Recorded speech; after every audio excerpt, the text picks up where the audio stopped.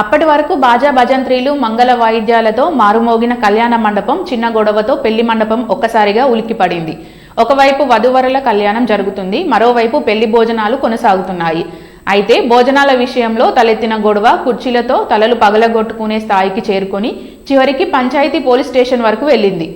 జగిత్యాల జిల్లా మెట్పల్లి మండలం ఆత్మకూరు గ్రామానికి చెందిన అమ్మాయికి వేములవాడ మండల కేంద్రానికి చెందిన అబ్బాయితో పెళ్లి జరిగింది. వధువు ఇంట్లో ఆత్మకూరు గ్రామంలో పెళ్లి జరుగుతుండగా అబ్బాయి తరపు బంధువులు పెళ్లికి వచ్చారు.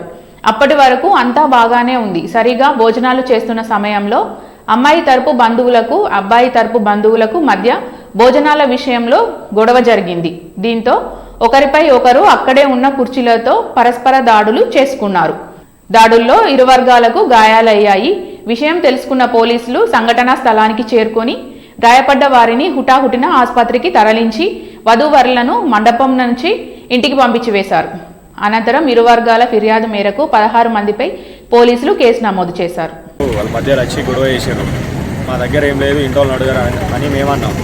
అప్పటికే వాళ్ళు డైరెక్ట్ తాగచ్చిర్రు, టేబుల్ పైకి ఎత్తేసి మా వాళ్ళ మీద పడేసి కొట్టిర్రు. తర్వాత మేము మా బయట రోడ్డు మీద ఉండే ఇద్దరు పిల్లలని పందిరిలోకి పోయి కొట్టేసరికి మేము అందరం పోయేసరికి మాత్రం కట్టెలతో కుర్చీలతో దాడి చేసారు.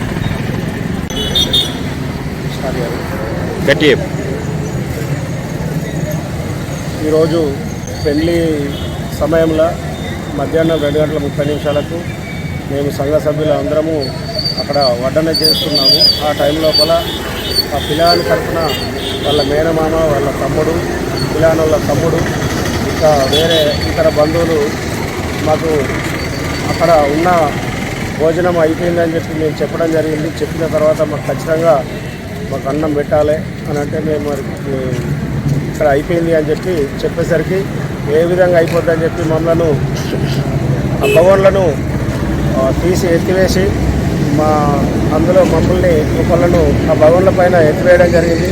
తర్వాత మమ్మల్ని దారుణంగా కొట్టుతూ అలాగే మళ్ళీ మా ఇంకో మనోజ్ అనే పిల్లాడిని పెళ్లి పందిట్లోకి లాక్కపోయేసరికి మేమందరం అక్కడికి వెళ్ళేసరికి మళ్ళీ విచక్షణ రహితంగా మమ్మల్ని కుర్చీలతో కొట్టి మా తలలు పలుగొట్టడం జరిగింది. దీన్ని స్టేషన్ ఎస్ఐ గారు కఠినంగా చర్య తీసుకోవాలని కోరుతున్నాం.